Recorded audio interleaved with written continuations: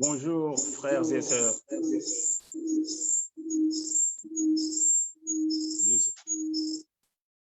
Nous allons commencer notre culte de ce matin. Sans plus tarder, nous allons inviter le Saint-Esprit, l'Esprit de Dieu, pour qu'il nous guide, pour qu'il prenne contrôle de ce culte et de cet enseignement que nous allons entendre. Nous allons élever la voix là où tu es. Là où tu es, tu prépares ton cœur. Tu invites le Saint-Esprit à tourner ton cœur vers la parole de Dieu, cette parole qui est la vie, cette parole que tu vas entendre. Tu vas inviter le Saint-Esprit pour qu'il puisse disposer tous tes sens à pouvoir suivre et entendre la parole de Dieu, à pouvoir nourrir l'homme intérieur qui est en toi. Élevons la voix et prions pour que le Saint-Esprit nous guide et nous oriente à pouvoir vivre et se nourrir de la parole de Dieu. Seigneur mon Dieu, Abba Père, Père éternel, je te rends gloire, je te loue, je te glorifie, je te lève. Car c'est toi qui es le Dieu de gloire, Père éternel. Esprit de Dieu, esprit de sainteté, toi qui es l'esprit consolateur, conseiller, nous prions, Saint-Esprit, de nous conduire, Saint-Esprit. Je prie, Saint-Esprit, de prendre charge de ce culte, de cet enseignement que nous allons écouter, de cette nourriture qui va nous conduire, Seigneur. Je prie, Saint-Esprit, de prendre contrôle de ce culte, Saint-Esprit. Prends contrôle de notre cœur, Seigneur-Esprit. Dirige notre esprit vers et notre âme et cœur vers la parole qui nous nourrit. Nous prions, Saint-Esprit, de prendre contrôle, Saint-Esprit, de tout moyen de transmission, Seigneur mon Dieu, Père éternel. Je prie, Saint-Esprit, pour mon frère et ma sœur, que là où il est, qu'il soit touché, Seigneur mon Dieu, Père éternel, et qu'il puisse tourner son cœur vers toi, Seigneur mon Dieu, Père éternel. Toi qui es le Dieu digne d'être élevé, Seigneur mon Dieu, Père éternel. Je prie, Saint-Esprit, dirige, Saint-Esprit, notre âme et notre esprit vers ta parole. Que ta parole qui est vie, qui puisse nourrir notre homme intérieur. Seigneur mon Dieu, Père éternel, je prie, Seigneur mon Dieu, Père éternel, de prendre contrôle, diriger une aide de protection comme tu l'as fait, Seigneur mon Dieu, avec Job, Seigneur. Que notre pensée, Seigneur mon Dieu, Père éternel, ne soit pas perturbé, Père éternel, par l'esprit, Seigneur mon Dieu, Père éternel, de distraction, Seigneur mon Dieu, Père éternel. Saint-Esprit, ouvre nos oreilles spirituelles, ouvre nos cœurs spirituels, afin que nous puissions entendre et écouter ta parole. Que cette parole, Seigneur mon Dieu, Père éternel, porte des fruits au fond de notre âme, Seigneur. Au nom de Jésus, Seigneur mon Dieu, Père éternel, j'ai ainsi prié.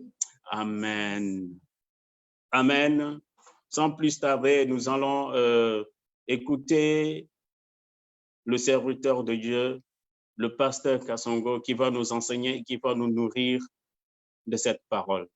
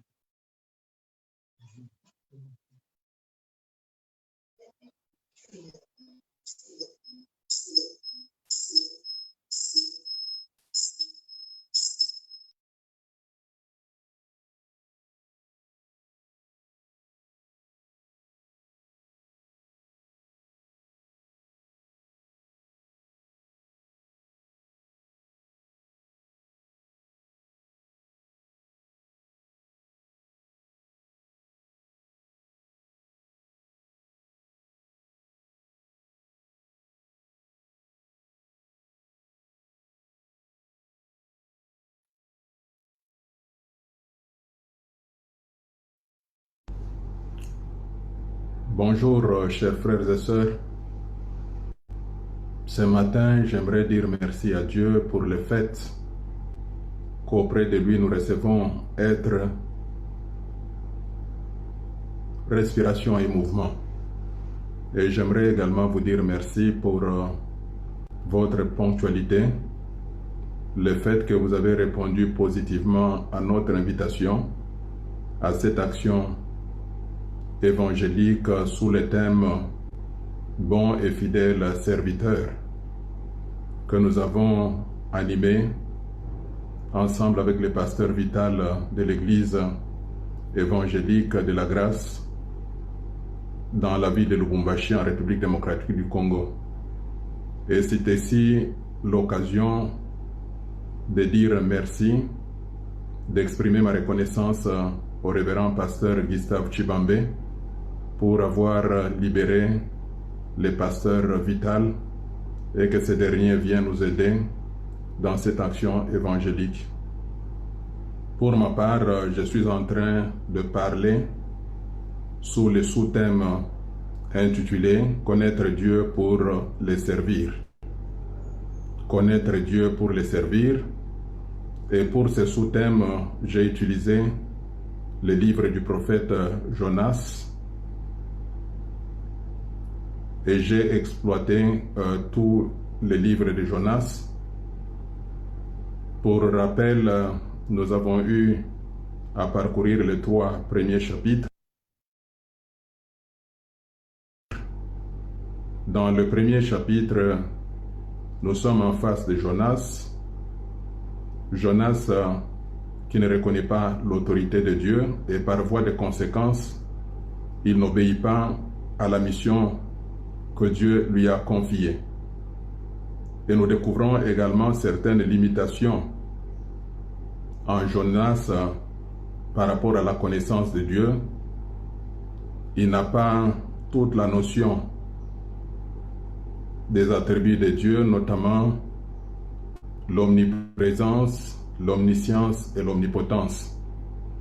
Dans le deuxième chapitre, nous voyons une autre créature de Dieu, cette fois-ci une créature inférieure à l'homme, entendez par là le gros poisson, qui, contrairement à Jonas, reconnaît l'autorité de Dieu, il obéit à la parole de Dieu.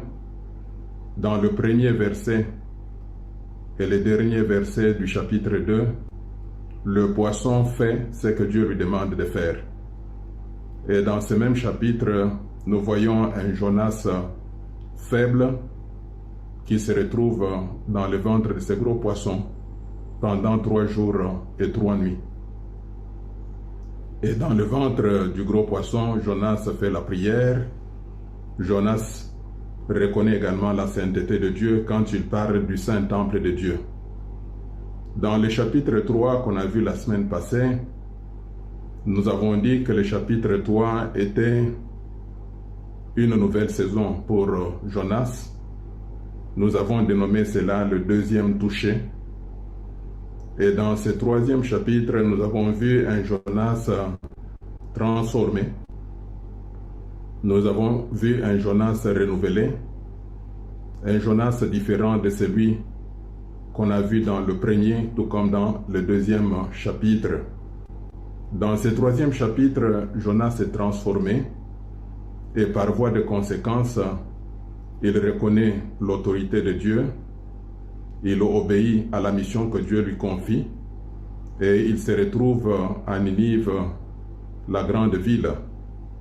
Et ce qu'on a pu constater avec lui, il y a un accompagnement spirituel et comme résultat, le travail qu'il fait est efficace. Le travail est très efficace dans ce sens que les Nivites vont prier, ils vont jeûner. Les Ninivites vont se conformer à la parole de Dieu. Et dans le dernier verset, il y a le résultat ultime. Pour moi, le résultat ultime, c'est ce que Dieu fait. La Bible déclare que Dieu, ayant remarqué que ces gens, les Ninivites, ont changé de conduite, ils se sont tournés vers Dieu, Dieu les a pardonnés et Dieu a changé de décision. Et ça, c'est la fin du chapitre 3. Un excellent travail fait par Jonas, un travail efficace, c'est-à-dire un travail qui a produit des résultats. Et c'est là, suite au fait que ça a été transformé, Jonas a reconnu, il a reconnu l'autorité de Dieu. Jonas a obéi à la mission que Dieu lui a confiée. Et Jonas était accompagné spirituellement. Et c'est ainsi que le travail s'est bien passé. Maintenant, nous arrivons au 4e chapitre qui fait l'objet de cette dernière session. C'est le chapitre que nous allons explorer pour essayer de comprendre certaines choses. Mais laissez-moi, avant de continuer, vous donner quelques particularités de ce 4e chapitre. Quand vous voyez d'emblée, c'est-à-dire dans le premier verset, il y a quelque chose qui se passe. La Bible déclare que Jonas est dans un déplaisir. Jonas est irrité, il est en colère en voyant cela. C'est-à-dire quoi? Quand il se réfère, en voyant cela, nous nous référons au dernier verset du chapitre 3. Et qu'est-ce qu'il y a dans ce dernier verset? Dans ce dernier verset du chapitre 3, il y a la position de Dieu. Il y a ce que Dieu fait. Après que Jonas ait fait sa mission, la Bible déclare que Dieu a fait un constat. Dieu a constaté qu'il y a un changement dans la vie des Ninivites. Ils ont changé de comportement et Dieu les a pardonnés. Mais dans le chapitre 4, le premier verset, Jonas n'est pas content. Il n'est pas content de ses résultats. Il n'est pas content de la position de Dieu. Et comme conséquence, il tombe dans un déplaisir. Et comme conséquence, il est irrité. Et ça, c'est une particularité. Une autre particularité dans ces chapitres, c'est le fait que quand on considère les autres chapitres, il n'y a que Dieu qui parlait. Dieu qui donnait, qui faisait une adresse à son serviteur Jonas. Dans le premier chapitre, c'est ce qu'on a vu. Dans le 3e chapitre, c'est ce qu'on verra également. Mais dans ce 4e chapitre, la particularité est que maintenant, il y a Dieu et son serviteur qui sont engagés dans un dialogue, dans un échange, dans une interaction. Il y a Jonas qui parle, il y a Dieu qui répond, ainsi de suite. Donc, il y a cet entretien entre les deux, mais le plus important, c'est le fait que cet entretien est transparent. Cet entretien est ouvert. Et je dirais même qu'il est profond, puisque Jonas ne se limite pas à l'homme extérieur, mais il va à l'homme intérieur. On découvre ce qui est caché dans Jonas. Et vous verrez, ce chapitre 4 va nous permettre même de comprendre ce qui avait réellement amené Jonas à fuir, à ne pas aller à Ninive et à prendre la direction de Tarsis. Une autre particularité, c'est le fait que le chapitre 4 se referme par une question, par une interrogation. Le verset 11. Le verset 11, Dieu parle. Dieu dit à Jonas, « Est-ce que je ne peux pas avoir pitié de Ninive, la grande ville, dans laquelle il y a plus de 120 000 personnes qui y habitent? Il y a aussi les animaux. Et ces personnes-là ne savent pas distinguer leur droite de leur gauche. C'est-à-dire qu'ils ne savent pas faire ce qui est bon. Mais est-ce moi, Dieu, je ne peux pas avoir pitié de ces gens-là? C'est cette question qui clôture le 4e chapitre. Et je pense que c'est une forme d'interpellation. Si Jonas n'a pas répondu à cette question, mais le vœu de mon cœur est qu'à la fin de ce séminaire, que chacun de nous qui sert Dieu, que chacun de vous qui est prêt à servir Dieu, à être serviteur ou servante de Dieu, qu'il se pose cette question et qu'il puisse y trouver une solution. Ainsi, nous abordons la 4e session. Comme je l'avais dit, nous sommes en train d'explorer le 4e chapitre du livre de Jonas. Je disais que c'était un chapitre très intéressant, dans ce sens que nous sommes en face d'un entretien entre Dieu et son serviteur. Ils sont en train de parler. Et ce qui m'a plu est que c'est un dialogue qui est franc, dans ce sens que ce n'est pas superficiel, mais c'est profond. C'est profond puisque Jonas entre dans son homme intérieur. Et dans le chapitre, vous verrez qu'il y a des termes tels que irrité, colère. Dans d'autres versions, on parle de mauvaise humeur. Et il y a aussi des expressions telles que je voudrais la mort plus que la vie. C'est ce qui se dégage dans cet entretien. C'est pour dire que c'est un entretien très profond. C'est un entretien entre Dieu et son serviteur. Et dans cette 4e session, qui est la dernière session, j'aurai à partager avec vous 3 points principaux. Le premier point, c'est la motivation pour servir Dieu. Le deuxième point, c'est l'amour comme facteur clé pour servir Dieu. Et le troisième point, c'est le problème réel de Jonas. En fait, nous allons chercher à comprendre quel est le problème réel de Jonas qu'on a pris comme illustration pour nous aider à comprendre notre sous-thème intitulé « Connaître Dieu pour bien le servir ». Je commence avec le premier point, la motivation pour servir Dieu. Disons, quand je parle de motivation, je suis en train de chercher à parler de mobiles ou de raisons intérieures pouvant amener quelqu'un à servir Dieu. Et là, c'est très important dans ce sens que nous servons un Dieu qui a les trois attributs dont on a parlé dans le premier chapitre, c'est-à-dire un Dieu qui est omniprésent, un Dieu qui est omniscient, c'est-à-dire qui connaît tout sauf rien, et puis un Dieu omnipotent. C'est celui que nous servons. Alors, ce qui est important dans le service de Dieu, ce n'est pas ce qui apparaît, mais c'est ce qui se trouve derrière. C'est-à-dire, derrière l'acte d'un chacun de nous comme serviteur ou comme servante de Dieu, il y a les mobiles. Les mobiles, c'est-à-dire ce qui nous incite à faire quelque chose pour Dieu. C'est ce qui intéresse Dieu. Et ici, je vais partager avec vous quelques portions de Saintes Écritures.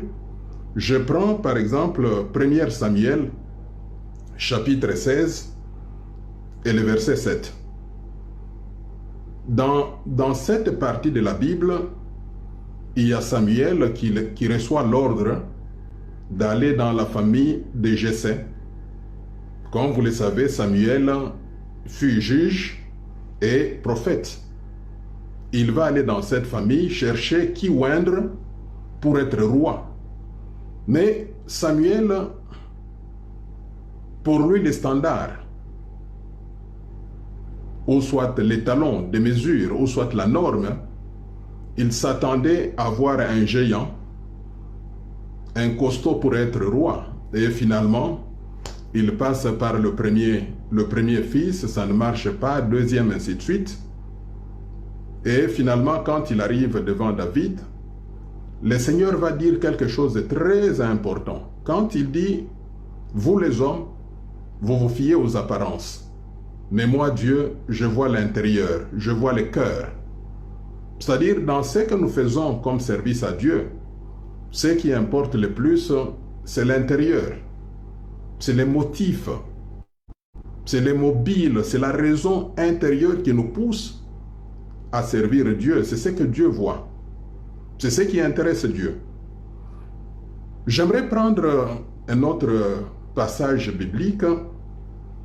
Quand je me réfère à l'évangile de Jésus-Christ selon Marc, le chapitre 12, du 41e au 44e verset. Dans ce récit, il est question de notre Seigneur Jésus-Christ. Un jour dans le temple, il se met devant, en face du trône. Le trône, c'est la place là où les gens faisaient les offrandes.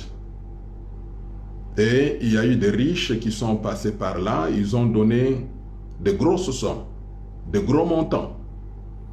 Et à la fin, viendra le tour d'une pauvre veuve. La veuve n'a donné que deux pièces d'argent. Mais quand Christ appelle ses disciples, il va dire de tous les gens, de tous ces gens qui ont donné, qui ont fait leur offrande, la personne qui a donné le nécessaire, c'est la veuve. Alors que, et pourtant, la veuve n'a donné que 2 pièces d'argent, et de loin inférieur à ce que les riches ont donné. Et Christ dira que les riches ont donné de leur superflu, c'est-à-dire les trop-pleins, dans leur trésor, c'est ce qu'ils ont donné. Alors que la veuve n'a donné que ce qu'elle avait pour vivre. Donc, une fois de plus, c'est la motivation, c'est l'intérieur qui compte le plus. Je prends également un autre texte. Je suis dans 1 Corinthiens, le chapitre 3. Quand vous partez du 10e au 15e verset, c'est l'apôtre Paul qui parle. Il écrit aux Corinthiens, il dit que selon la grâce que Dieu lui a donnée, et comme vous le savez, Paul a une grâce particulière. Dieu l'a choisi comme un panier, un instrument pour transmettre l'évangile aux nations, ainsi qu'aux rois. Et Dieu a préparé Paul très bien, puisque Paul, c'est un cadre universitaire, c'est quelqu'un qui comprenait très bien les notions de droit et d'autres notions. En termes de langue, il avait le grec, il avait le latin, il avait l'hébreu, etc. Et c'est ainsi qu'il s'adresse aux Corinthiens. Il leur dit, par la grâce que Dieu m'a donnée, j'ai eu, comme un bon architecte, à poser le fondement. Et selon lui, le fondement solide qu'il a posé, c'est Jésus-Christ. Et maintenant, il dit que chacun de nous prenne garde. Que chacun de nous puisse faire attention de la manière dont il est en train de bâtir sur ce fondement solide que Jésus-Christ. Et là, c'est pour nous qui servons. Il dit, certains vont utiliser soit l'or, les pierres précieuses, d'autres vont utiliser le bois et le foin. Et par après, il y aura un jugement. Et le jugement se fera par le feu. Donc, une fois de plus, nous devons vérifier l'intérieur de notre cœur. Qu'est-ce qui nous anime à travailler pour Dieu? Qu'est-ce qui nous incite à servir Dieu? C'est ce qui compte le plus. Mais quand vous voyez l'exemple de Jonas dont nous sommes en train de parler, il y a une certaine contradiction. En fait, c'est une forme de paradoxe. Quand nous prenons le dernier verset du chapitre 3, il y a un changement dans la vie des Ninivites. Et moi, je pense que pour un serviteur de Dieu, lorsqu'on fait un travail dans une quelconque entité et qu'il y a des cas de repentance et qu'il y a de conversion, comme résultat, on doit être content. On doit être content. D'ailleurs, quand vous lisez Luc, le chapitre 15, qu'on appelle le chapitre de perdus et de retrouvés, il y a 2 versets, notamment le verset 7 et le verset 10 dans Luc chapitre 15, qui disent ceci, qu'il y a de la joie dans le ciel, parmi les anges. Lorsqu'un seul pécheur se répand, il y a de la joie. Mais ce que nous voyons dans la vie de Jonas, c'est quelque chose de contraire. Dans le chapitre 3, à la fin, les gens se convertissent. ils changent de conduite, Dieu les pardonne, mais curieusement, dans le chapitre 4, le verset 1, cela déplut. Cela déplut à Jonas. Il est irrité. Ça ne va pas chez Jonas. Il n'est pas content de cela. Et c'est là où nous disons que nous devons faire attention. Quand nous voulons réellement servir Dieu, la première chose à faire, c'est d'avoir une bonne motivation, c'est d'avoir de bons mobiles, c'est d'avoir de bonnes raisons intérieures pour les servir.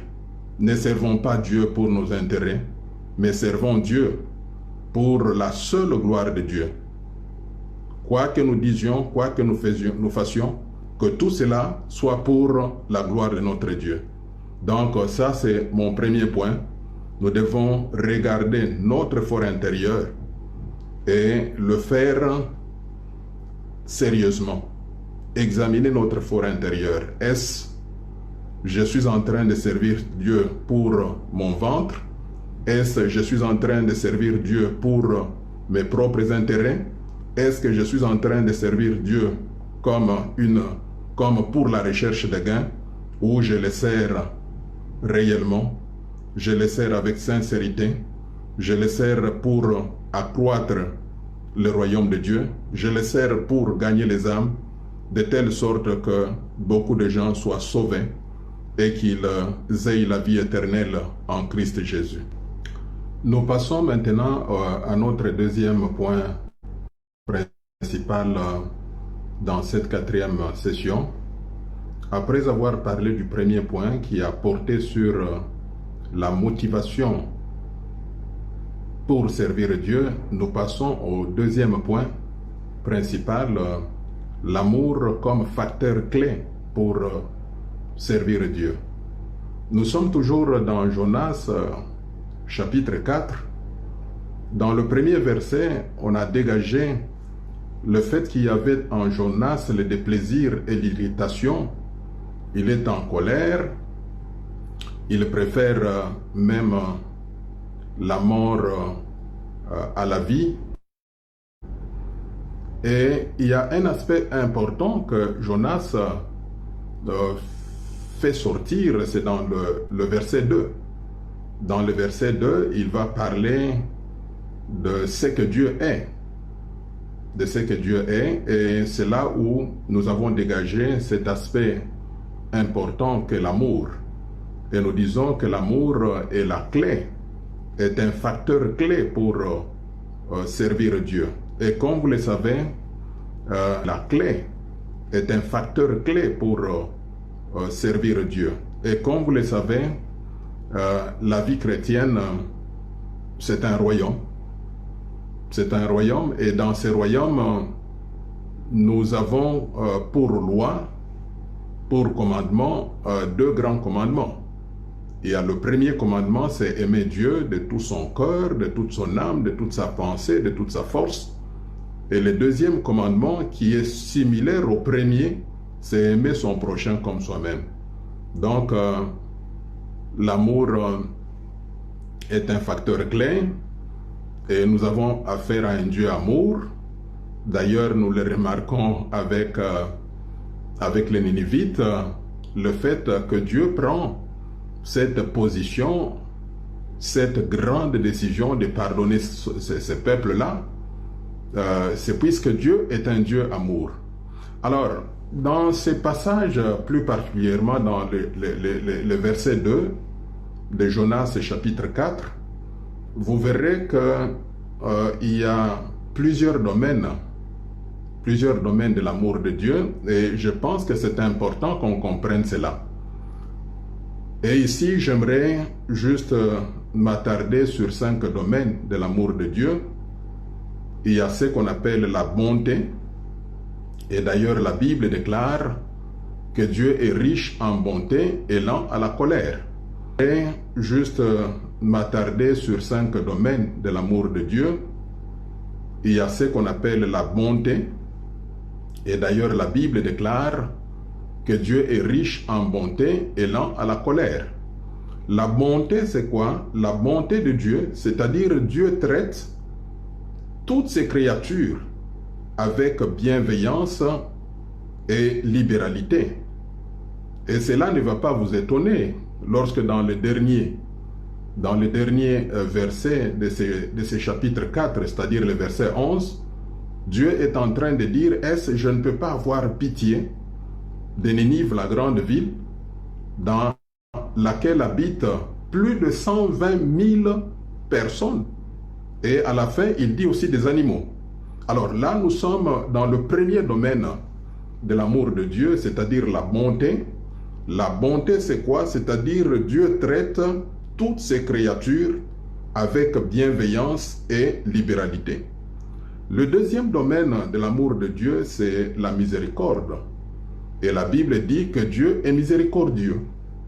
La miséricorde, c'est tout simplement, c'est un mot composé, il y a misère, que nous connaissons, et corde qui signifie cœur. La miséricorde, c'est tout simplement que notre Dieu a un cœur qui ne reste pas tranquille devant la misère. Lorsqu'il voit que quelqu'un est dans la misère, il est prêt à intervenir. Ça, c'est le deuxième domaine de l'amour de Dieu.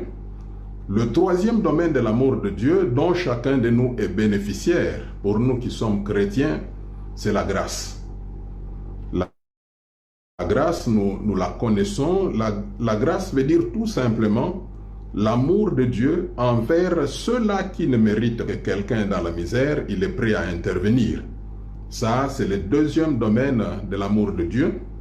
Le troisième domaine de l'amour de Dieu, dont chacun de nous est bénéficiaire, pour nous qui sommes chrétiens, c'est la grâce. La grâce, nous la connaissons. La grâce veut dire tout simplement l'amour de Dieu envers ceux-là qui ne méritent pas. Et d'ailleurs, c'est ici l'occasion de rappeler à chacun de nous qui est serviteur de Dieu. Nous devons comprendre que le fait d'être serviteur de Dieu, le fait d'être servante de Dieu, ne relève pas de la méritocratie. On ne mérite pas cela. Ça relève de la grâce. La grâce, c'est l'amour de Dieu envers ceux qui ne méritent pas. Toi et moi qui servons, toi et moi qui enseignons, nous ne méritons pas cela. C'est tout simplement un des domaines de l'amour de Dieu, c'est la grâce. Et même la foi, être chrétien, découle de la grâce, de cet amour de Dieu envers ceux-là qui ne méritent pas. Le quatrième domaine de l'amour de Dieu, c'est la patience. La patience, c'est-à-dire la retenue de Dieu devant la provocation. Dieu est patient. Et d'ailleurs, la Bible déclare que Dieu ne veut pas la mort du méchant, mais il veut au contraire que le méchant se convertisse. Que le méchant se convertisse. Donc la passion doit être comprise comme étant un des domaines de l'amour de Dieu. Et le cinquième domaine de l'amour de Dieu, c'est la compassion. La compassion, c'est l'amour de Dieu qui agit à la vue de la souffrance, de l'angoisse de l'homme. Lorsque quelqu'un souffre, lorsque quelqu'un se retrouve dans l'angoisse, Dieu ne reste pas tranquille, il a la compassion. Raison pour laquelle dans la Bible, vous verrez généralement, quand on parle de Jésus-Christ devant soit les malades, Jésus-Christ devant une foule de gens qui avant de faire le miracle de multiplication de pain, la Bible dit qu'il fut ému de compassion. C'est-à-dire, lorsqu'il voit les gens souffrir, lorsqu'il voit les gens dans l'angoisse, Dieu ne reste pas tranquille, il agit. Et quand Dieu agit, il utilise ce domaine de l'amour que la compassion. En fait, je reviens alors par rapport à ce que je disais pour dire que l'amour est un facteur clé pour le service de Dieu. Et ici, j'aimerais vous ramener dans la première lettre de Paul aux Corinthiens, le chapitre 13. Ce chapitre est parlant. Ce chapitre est interpellatif. Ce chapitre, lorsqu'on le lit avec assistance du Saint-Esprit, il essaie de révolutionner notre façon de travailler pour Dieu. Alors que la manière dont Paul écrit ces chapitres, à un certain moment, on se pose beaucoup de questions. Et il fait appel à des dons spirituels que nous connaissons. Il fait appel à certains services. Quand il dit, même si je parlais en langue des hommes ou en langue des anges, sans amour, cela est rien. C'est comme une cymbale qui est en train de retentir. Et il est en train de dire, quand je ferai la prophétie, la science de toute la connaissance, c'est-à-dire je vais plus loin, je rentre même dans le passé d'une personne, je suis dans le présent de la personne, je me projette même dans le futur de la personne. Paul dit, sans amour, cela ne sert à rien. Et à un certain moment, c'est un peu troublant. Quand il dit, quand je donnerai même la nourriture à ceux-là qui ont faim, quand je me sacrifierai même sans amour, alors que pour nous, nous pensons que donner, c'est déjà l'amour. Mais lui, Paul dit sans amour. C'est pour dire que l'amour est très important quand nous servons Dieu. Et raison pour laquelle nous devons toujours poser la question de savoir où sommes-nous par rapport à l'amour de Dieu. Et à la fin, quand nous allons dans 1 Corinthiens, le chapitre 13 et le verset 13, l'apôtre Paul termine par ce qu'on appelle les vertus théolégales. Elles sont trois. Il y a la foi, il y a l'espérance et il y a l'amour. Et il conclut en disant que le plus grand de tous ces trois, c'est l'amour. Et à un certain moment, il dit, le parler en langue vont disparaître, vont s'arrêter, la prophétie également, mais l'amour ne disparaît jamais. Et par après, il va décrire cet amour dont il est question. Et ici, quand je parle de l'amour, ce n'est pas l'amour que moi j'appelle l'amour tontine, c'est-à-dire je te donne puisque je sais que tu me donneras. Et moi j'ai toujours dit que lorsque l'amour est suivi de parce que il cesse d'être amour. Il cesse d'être amour, nous devons aimer sans condition. C'est ce qu'on appelle l'amour agapé. Alors, j'aimerais à ce qu'on comprenne très bien que nous avons besoin de l'amour comme facteur clé pour le service de Dieu. Et l'amour est très, très important. Malheureusement, on n'a pas vu ça dans la vie de notre personnage illustratif. Dans la vie de Jonas, on ne voit pas ça. Nous le voyons au contraire, il est très irrité alors que Dieu venait de pardonner les gens. Et à un certain moment, il n'a même pas compris le langage de Dieu. Il s'est dit, j'ai parlé à Dieu, certainement qu'il va changer et il va se mettre à l'extérieur de la ville, dans la partie est de la ville, en attendant ce qui va se passer. Il pensait que Dieu changerait encore de position puisqu'il s'est plaint auprès de Dieu. Mes amis, nous devons comprendre que le fait qu'on sert Dieu, ce n'est pas quelque chose que nous méritons. Le fait qu'on sert Dieu, il n'est pas dit que Dieu il n'est pas dit que Dieu n'a pas d'autre possibilité de le faire. Mais laissez-moi vous dire que Dieu, c'est un Dieu créateur. Il a créé les cieux, il a créé la terre, la mer et tout leur contenu. Et s'il travaille avec nous les hommes et les femmes, cela ne veut pas dire qu'il n'a pas d'autres possibilités. Il a plusieurs possibilités. D'ailleurs, le livre de Jonas est éloquent par rapport à cela. Dans le chapitre 2, il utilise un poisson.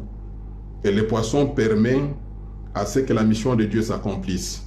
Donc, le deuxième point est très important. Dans tout ce que nous faisons, c'est mieux qu'on le fasse avec amour. Quand j'enseigne, que j'enseigne avec amour. Quand je chante, que je le fasse avec amour. Quand je donne, que je le fasse avec amour. Et c'est cela qui fera plaisir à notre Dieu. Et c'est cela la volonté de Dieu. Nous devons travailler pour le compte de Dieu, animés du véritable amour, ayant en nous l'amour de Dieu et l'amour de notre prochain. Nous venons de terminer le deuxième point principal que l'amour comme facteur clé pour le service de Dieu. Et nous avons dit que Paul, dans sa première lettre aux Corinthiens, le chapitre 13 et le verset 13, il parle des vertus théolégales, dont ce sont des qualités qui marquent le chrétien. Dans le chrétien, il y a la foi, et cette foi permet au chrétien de s'attacher à Dieu, d'adhérer à la Bible, de mettre sa confiance en Dieu et d'être obéissant à Dieu. Et ces vertus théolégales, la deuxième, c'est-à-dire l'espérance, c'est ce qui amène les chrétiens à compter sur les promesses faites par Dieu, notamment la promesse de la vie éternelle et la promesse du royaume de Dieu. Et cela amène le chrétien à compter plus sur la fidélité de Dieu, sachant que si nous les hommes, nous sommes infidèles, mais Dieu, lui, il demeure fidèle à jamais. Et la dernière vertu, c'est l'amour. L'amour de Dieu, aimer Dieu de tout notre cœur, de toute notre âme, de toute notre pensée, de toute notre force, et également aimer notre prochain. C'est ce qu'on a pu parler dans le deuxième point. Maintenant, nous abordons le troisième point principal, qui est le dernier point de cette quatrième session. Nous voulons parler maintenant de problème réel de Jonas, puisque notre personnage qu'on a pris comme illustration pour nous permettre de bien comprendre notre sous-thème intitulé « Connaître Dieu pour bien le servir », notre personnage, je disais, illustratif, c'est Jonas. Alors, la vie de Jonas est une vie particulière, et lorsqu'on remarque la vie de Jonas comme serviteur de Dieu, laissez-moi ce que je puisse dire que la vie de Jonas comme serviteur de Dieu est une vie en dents de scie. Donc, quand vous prenez Jonas dans le premier chapitre, il n'est pas bon. Il a pris la résolution, c'est-à-dire un choix réfléchi de fuir loin de la face de Dieu. Quand je prends Jonas dans le deuxième chapitre, il revient à Dieu par la prière. Évidemment, nous avons apprécié sa prière. Nous avons dit que la bonne prière a deux soubassements. Le premier soubassement, c'est la foi. Et nous avons fait référence à Hébreux chapitre 11, verset 6. Or, sans la foi, il est impossible d'être agréable à Dieu. Mais celui qui s'approche de Dieu, il doit croire que Dieu existe et qu'il est le rémunérateur de ceux-là qui le recherchent. Le deuxième soubassement, c'est la prière doit être faite sur base de la parole de Dieu. Et comme nous connaissons Dieu, dans sa fidélité, il se tient derrière sa parole afin de pouvoir l'accomplir. Et à Jean de nous dire, nous avons de l'assurance que lorsque nous prions selon sa volonté, il nous écoute.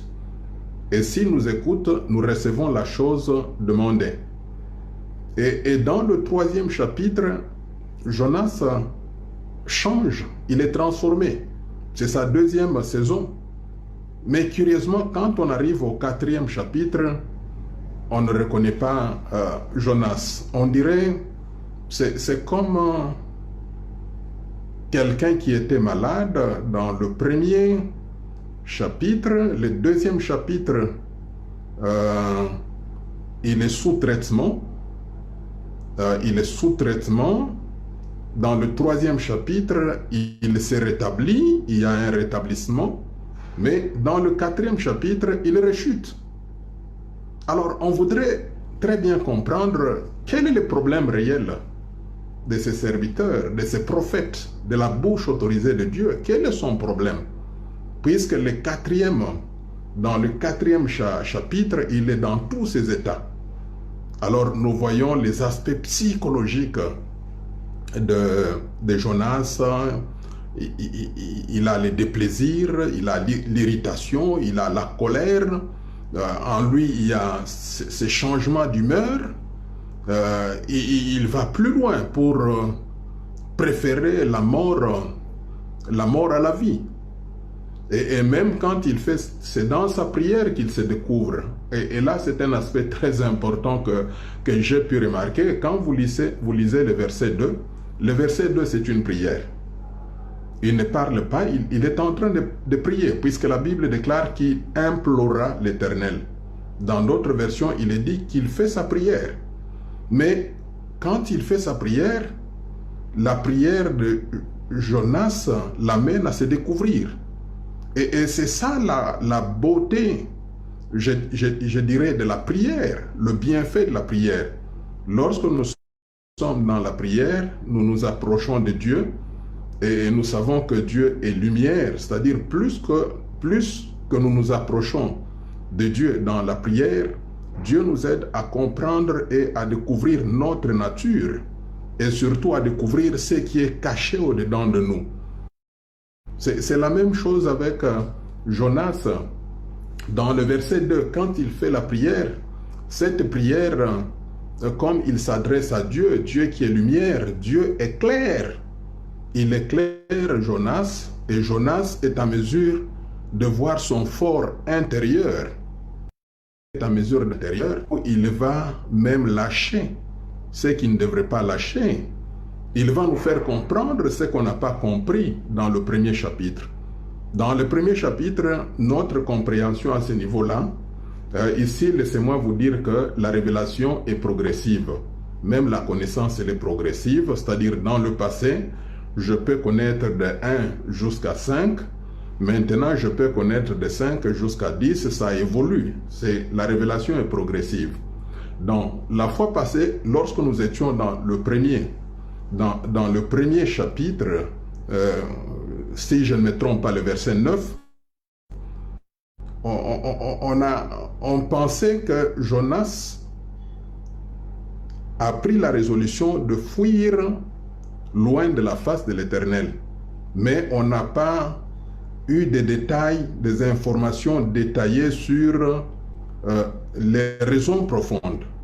Mais cette fois-ci, dans chapitre 4, le verset 2, on découvre, quand il est dans la prière, il se dit, c'est pour cela, avant que je ne vienne à Ninive, lorsque j'étais chez moi, c'est pour cela que j'avais pris cette résolution d'aller vers Tarsis. Et il ajoute, puisque je savais que toi tu es Dieu, et tu es un Dieu bon, toi tu es un Dieu miséricordieux, je savais que toi tu es un Dieu de grâce, un Dieu de patience, un Dieu de compassion. Et je savais que tu vas changer. Lorsque tu entendras la prière de ces gens, tu vas changer. Je savais. Alors, ceci nous permet maintenant de comprendre les problèmes réels de notre personnage illustratif, le prophète Jonas. Moi, je pense que le problème de Jonas nous ramène à ce qu'on a partagé lors de la première session. Vous allez vous rappeler que nous avons défini le verbe connaître, mais nous avons dit qu'il y a un autre verbe qui est apparenté au verbe connaître, c'est le verbe savoir. Et dans le verset 2, Jonas utilise le verbe savoir. Alors pour ce faire, j'aimerais assez qu'on mette le verset, le chapitre, Jonas chapitre 4 verset 2, que nous puissions le mettre à côté de Matthieu chapitre 25 et le verset 24. Donc Jonas chapitre 4 verset 2 nous les mettrons à côté de Matthieu, chapitre 25, le verset 24. Chers frères et sœurs, nous sommes à la fin de notre 4e session et nous sommes en train de parler du 3e point, les problèmes réels de Jonas. Nous venons de découvrir que le problème réel de Jonas est lié à sa relation avec Dieu. Dans le chapitre 4, verset 2, Jonas utilise le verbe savoir et non le verbe connaître. Juste un petit rappel par rapport à ces deux verbes, et c'est là pour nous permettre de bien comprendre, de bien cerner les problèmes réels de ce prophète que Jonas. Le verbe connaître signifie avoir une expérience et mettre cette expérience dans sa tête. Le verbe connaître signifie également avoir une notoriété, avoir une réputation dans un tel ou tel autre domaine. Le verbe connaître signifie également pratiquer quelque chose, se conformer à la chose. Et enfin, le verbe connaître signifie aussi être en liaison, avoir une relation, avoir une communion et une intimité avec une personne. C'est ça la signification du verbe connaître. Et nous avons dit que la connaissance n'est pas du domaine superficiel, mais elle est du domaine de profondeur. Cependant, il y a un autre verbe qui est apparenté au verbe connaître, c'est le verbe savoir. Et entre les deux, il y a des nuances. Il y a des nuances. Et j'aimerais les donner, et cela va nous permettre de comprendre les problèmes réels de Jonas qui pourraient être aussi les problèmes réels de nous qui servons Dieu de nos jours. Le verbe savoir signifie apprendre, alors que le verbe connaître signifie discerner. Dans savoir, nous avons l'apprentissage, et dans la connaissance, nous avons le discernement. Savoir veut dire percevoir, alors que connaître signifie être d'accord avec. C'est-à-dire, il y a cette notion de liaison, il y a cette notion de connexion. Le verbe savoir signifie avoir quelque chose en mémoire. C'est-à-dire qu'on peut réciter le verset, on peut bloquer le verset. Ça, c'est du domaine des savoirs.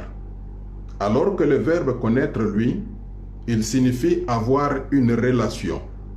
C'est-à-dire passer par une expérience vécue. Et c'est là le problème réel de Jonas. Dans le chapitre 4 et le verset 2, comme je disais, qu'il serait mieux de les mettre ensemble à côté de Matthieu chapitre 25 et le verset 24. Dans Jonas, c'est Jonas qui dit « Je savais ». Il s'adresse à Dieu. « Avant que je ne vienne à Ninive, lorsque j'étais chez moi, si j'avais pris la résolution d'aller vers Tarsis, c'est parce que je savais que toi, tu es un Dieu bon, toi, tu es un Dieu miséricordieux, un Dieu patient, un Dieu plein de grâce, et de compassion. Je savais. Alors, quand vous prenez Matthieu, chapitre 25 et le verset 24, nous sommes dans la parabole dite des talents. Il y a 3 serviteurs. Ces 3 serviteurs reçoivent les talents de la part de leur maître peu avant son voyage. Et la Bible est claire puisque la Bible dit qu'on va donner à chacun les talents selon sa capacité.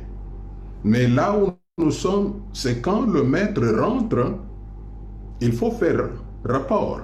C'est ce que nous parlons, la redevabilité. À un certain moment, on a tendance à oublier cette notion et je le remarque beaucoup dans l'Église, on n'a pas l'habitude de faire les rapports, alors que la notion de redevabilité, c'est une notion liée à la vie chrétienne et surtout à nous qui sommes serviteurs. Nous devons rendre compte. Alors, c'était le moment de rendre compte. Celui qui a reçu 5, Maître, j'ai fructifié, voici les 5 autres talents. Bon et fidèle serviteur. Ça, c'est le thème de notre action évangélique. Bon et serviteur, bon et fidèle serviteur, entre dans la joie de ton maître. Celui qui a reçu 2 également a reçu la même phrase. Et là, c'est profond. On aura le temps peut-être d'approfondir cela la dernière fois. Il n'y a pas de différence en termes de félicitations. C'est la même phrase qui est utilisée. Et pour cela, pour celui-là qui a reçu, pour celui-là qui a reçu 5, et pour l'autre qui a reçu 2, c'est la même phrase. Bon et fidèle serviteur, entre dans la joie de ton maître. Viens maintenant le tour de celui qui a reçu un seul talent. Lui aussi, il reprend. Plus ou moins, il reprend le même verbe que celui de Jonas. Qu'est-ce qu'il dit? Je savais. Là, il s'adresse à son maître. Je savais que toi, tu es méchant. Tu récoltes là où tu n'as pas semé. Je savais. Donc, mes frères et sœurs, serviteurs et servantes de Dieu, laissez-moi vous dire ceci. On ne peut pas servir Dieu sur base de savoir Dieu. Nous devons servir Dieu sur base de connaître Dieu. Donc faisons un effort pour changer de camp.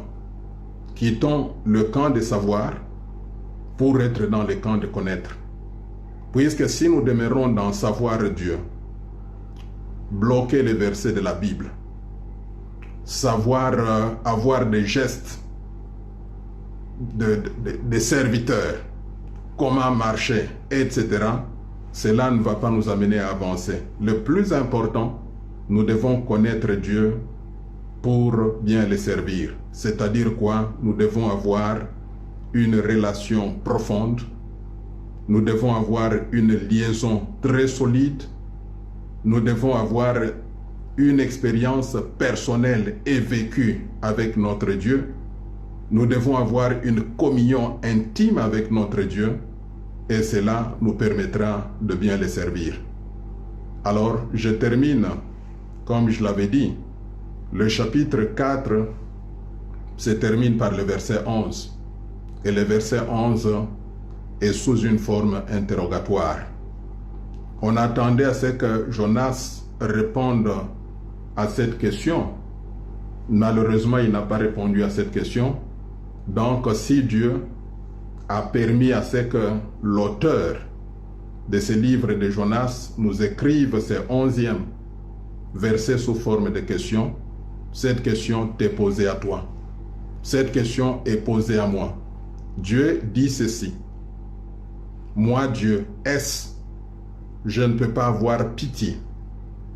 Je ne peux pas exprimer mes 5 domaines d'amour, à savoir la miséricorde, la grâce, la bonté, la patience et la compassion à ces gens habitant cette ville de Ninive, plus de 120 000 personnes qui ne savent distinguer leur droite de leur gauche, et aussi à ces animaux ne puis-je pas les pardonner? Quelle est ta réponse? Que Dieu te conduise dans cette interpellation. Puisse le Saint-Esprit t'éclairer davantage. Et rappelle-toi, et n'oublie pas ceci, connais Dieu pour bien le servir. Que Dieu vous bénisse. Amen.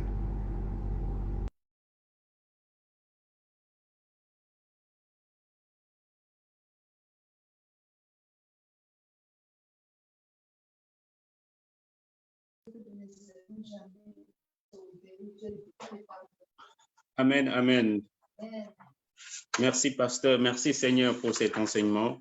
Sans plus tarder, nous allons prier que le Seigneur nous aide à pouvoir être un bon et fidèle serviteur.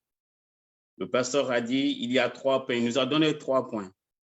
La motivation pour servir Dieu, l'amour, et nous a détaillé et révélé le problème réel de Jonas. Et nous allons commencer par la motivation pour servir Dieu. Pour servir Dieu, il faut savoir connaître, il faut savoir que Dieu, il est omniprésent, omnipotent et omniscient. Et pour cela, tu vas prier, on va prier. Tu vas tourner ton cœur vers le Seigneur. Tu vas dire au Seigneur de pouvoir t'aider, de pouvoir te donner la grâce, de te faire la grâce de pouvoir le connaître, de pouvoir avoir une motivation qui est celle-ci, de pouvoir vivre pour sa propre gloire. Tu vas le servir pour sa propre gloire et non pour ta propre gloire. Tu vas dire au Seigneur de te donner un cœur qui est digne d'être un fils de Dieu, un cœur qui est digne d'être celui qui est racheté pour pouvoir glorifier l'Éternel. Élevons la voix et prions. Seigneur mon Dieu, Abba Père, Père éternel, toi qui es le Dieu de gloire, toi qui es le Dieu de puissance, je prie, Père éternel, de pouvoir, Seigneur mon Dieu, Père éternel, de nous aider, Père éternel, pour avoir une motivation qui est celui de pouvoir te glorifier, Seigneur mon Dieu, Père éternel. Que ce ne soit pas, Seigneur mon Dieu, Père éternel, notre propre intérêt pour te servir, mais que ce soit pour ton intérêt, Seigneur mon Dieu, Père éternel. Seigneur mon Dieu, Père éternel, aide-moi, Seigneur mon Dieu, aide-nous, Seigneur mon Dieu, Père éternel, à pouvoir, Seigneur mon Dieu, Père éternel, que notre homme intérieur, Seigneur mon Dieu, puisse te servir, Seigneur. Cherche à te pouvoir te servir, te glorifier, Père éternel. Aidons-nous glorifier pour notre, Seigneur mon Dieu, propre gloire, pour notre propre intérêt charnel, Seigneur mon Dieu, Père éternel. Aide-nous à pouvoir avoir une motivation, Seigneur mon Dieu, Père éternel, une motivation qui est celui qui te glorifie, Père éternel. Une motivation, Seigneur mon Dieu, Père éternel, qui est, Seigneur mon Dieu, Père éternel, qui est celui d'avoir, Seigneur mon Dieu, Père éternel, une bonne motivation, Seigneur mon Dieu, Père éternel, pour servir et pour te rendre gloire, Père éternel. Je te rends gloire, Seigneur mon Dieu, Père éternel. Aide-nous, Seigneur mon Dieu, à pouvoir marcher, Seigneur mon Dieu, Père éternel, qui est, Seigneur mon Dieu, Père éternel, ta volonté, Seigneur mon Dieu, Père éternel. Que je puisse te servir, Seigneur mon Dieu, Père éternel, sans regarder, Seigneur mon Dieu, Père éternel, mon intérêt, Seigneur, mais ton intérêt, Seigneur, puisque j'ai été créé pour te glorifier, Père éternel. Tu m'as créé pour ta propre gloire. Tu nous as créés pour ta propre gloire, Seigneur mon Dieu, Père éternel. Je te rends gloire, Seigneur mon Dieu, Père éternel. Motive-moi, Seigneur mon Dieu, Père éternel. Donne-moi un esprit, Seigneur mon Dieu, Père éternel, de bonne motivation, Seigneur mon Dieu, Père éternel. Au nom de Jésus, Seigneur. Amen. Et le deuxième point, c'est l'amour. Sans l'amour, on ne peut rien faire. Que le Seigneur nous couvre de son amour. Que le Seigneur nous comble. Tu vas prier que le Seigneur te comble de son amour. L'amour que Christ avait, mais il a toujours, l'amour que Christ a toujours envers ses enfants, envers ses disciples. Que le Seigneur te comble de cet amour, que te donne cet amour, que toi qui es le serviteur de Dieu ou la servante de Dieu, que tu puisses avoir cette compassion, que cet amour t'inonde ton cœur, Élevons la voix et que le Seigneur nous aide à pouvoir avoir cet amour. Seigneur, mon Dieu, Père éternel, je te rends gloire, je te loue, je te glorifie, Seigneur, mon Dieu, Père éternel. Je te rends gloire, Père éternel, car, Seigneur, mon Dieu, Père éternel, ton amour, Seigneur, mon Dieu, Père éternel, est celui qui est digne d'être, Seigneur, mon Dieu, Père éternel. Seigneur, mon Dieu, Père éternel, donne-moi, Seigneur, mon Dieu, Père éternel, ton amour, Seigneur, pour pouvoir, Seigneur, mon Dieu, que je puisse, Seigneur, mon Dieu, Père éternel, aimer, Seigneur, mon Dieu, mon prochain comme moi, Seigneur, mon Dieu, Père éternel. Donne-moi ton amour, Seigneur, mon Dieu, Père éternel. Cet amour qui est à ta parole, Seigneur, mon Dieu. Donne-moi cet amour, Père éternel. Remplis-nous de cet amour, Seigneur, mon Dieu, Père éternel. Donne-nous un cœur nouveau, Seigneur, un cœur, Seigneur, mon Dieu, Père éternel, qui puisse, Seigneur, mon Dieu, Père éternel, et qui est rempli de ton amour, Père éternel. Puisque, Seigneur, mon Dieu, Père éternel, l'amour est la base de tout bon acte, Seigneur, mon Dieu, Père éternel. Sans l'amour, Père éternel, il n'y a pas d'acte bienfaisance, Seigneur, qui puisse toucher ton cœur, Seigneur, mon Dieu, Père éternel. Aide-nous, Seigneur, mon Dieu, à pouvoir avoir cet amour, Seigneur, mon Dieu, Père éternel. Puisque toi, tu es un Dieu d'amour, Seigneur, mon Dieu, Père éternel. Puisque tu nous as créés à ton image et à ta ressemblance, Seigneur, mon Dieu, Père éternel. Que nous puissions, Seigneur, mon Dieu, Père éternel, avoir un cœur d'amour comme toi tu l'as, Seigneur, mon Dieu, Père éternel. Avoir un cœur compatissant, Seigneur, mon Dieu, Père éternel, comme toi tu es un Dieu, Père éternel, miséricordieux, Père éternel. Au nom de Jésus, Seigneur, mon Dieu, au nom de Jésus, Seigneur, j'ai ainsi prié avec action de grâce. Amen. Et le problème de Jonas, c'est que Jonas, il croit connaître Dieu, mais il ne le connaît pas. Le pasteur nous a dit, Jonas sait qui est Dieu, mais il ne connaît pas qui est Dieu. Nous devons connaître Dieu pour pouvoir le servir. Tu vas prier et tu vas dire que le Seigneur, que le Saint-Esprit, lui qui est en toi, qu'il t'aide à pouvoir connaître Dieu, pour pouvoir mieux le servir. Tu vas élever la voix et tu vas prier pour cela. Seigneur, mon Dieu, Père éternel, je te rends gloire, Seigneur, mon Dieu, Père éternel. Je prie, Seigneur, mon Dieu, Père éternel. Aide-moi à pouvoir te connaître, Seigneur, mon Dieu, Père éternel. Aide-moi à pouvoir te connaître, Seigneur, mon Dieu, Père éternel, pour pouvoir, Seigneur, mon Dieu, te servir, Seigneur, mon Dieu. Esprit de Dieu, Père éternel, aide-moi à pouvoir avoir, Seigneur, mon Dieu, Père éternel, une intimité, Seigneur, mon Dieu, Père éternel, à pouvoir avoir une relation, Seigneur, mon Dieu, Père éternel. Je te rends gloire, Seigneur, mon Dieu, Père éternel. Je te loue et je te glorifie, Seigneur, mon Dieu, Père éternel. Je te bénis, Père éternel. Je bénis ton nom, Seigneur, pour tout ce que tu es, ce que tu fais, Seigneur, mon Dieu, Père éternel. Seigneur, mon Dieu, Père éternel, permets, Seigneur, mon Dieu, Père éternel, que je puisse te connaître, Seigneur, mon Dieu, à travers ta parole, cette parole qui est la vérité, Seigneur. Seigneur, mon Dieu, Père éternel, je prie, Seigneur, mon Dieu, Père éternel, de permettre que je puisse, Seigneur, aussi mettre ta parole, la rendre chère dans ma vie, Seigneur, mon Dieu, de tous les jours, Seigneur, mon Dieu, Père éternel, de pouvoir la mettre en pratique, Seigneur, mon Dieu, que ce remède que tu me donnes, Seigneur, mon Dieu, puisse trouver vie dans ma vie, Seigneur, mon Dieu, Père éternel. Qu'elle se fasse chère, Seigneur, mon Dieu, Père éternel. Au nom de Jésus, Seigneur, mon Dieu, Père éternel. Nous te rendons gloire, Seigneur, mon Dieu, Père éternel. Car c'est toi qui es le Dieu de gloire. Toi qui es le Dieu de sainteté, Seigneur, mon Dieu, Père éternel. Au nom de Jésus, Seigneur, mon Dieu, Père éternel. Je bénis ton nom. Je bénis, Seigneur, mon Dieu, ton nom pour cet enseignement, Seigneur, mon Dieu, Père éternel. Aide-nous, Seigneur, mon Dieu, Père éternel, à pouvoir te connaître, Seigneur, mon Dieu, Père éternel.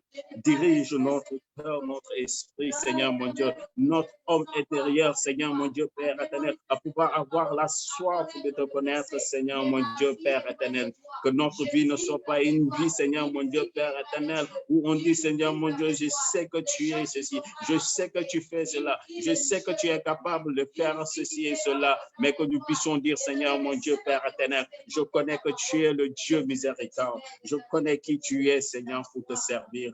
Au nom de Jésus, Seigneur, mon Dieu, Père éternel, j'ai ainsi prié. Amen. Amen.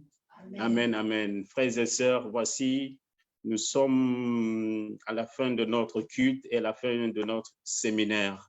Et je ne sais pas ce que toi tu as reçu, mais moi, ce que j'ai reçu, je sais que le Seigneur m'a appelé pour le servir. Et je sais qu'il t'a appelé toi aussi pour le servir. Servir Dieu, ce n'est pas tout simplement chercher son intérêt, comme le pasteur nous vient de l'expliquer. Nous sommes rachetés et nous sommes ses serviteurs. Que Dieu bénisse chacun d'entre nous et qu'il nous aide à pouvoir le servir, à pouvoir vivre selon sa propre gloire, pour pouvoir le glorifier de jour en jour. Que Dieu bénisse chacun d'entre nous.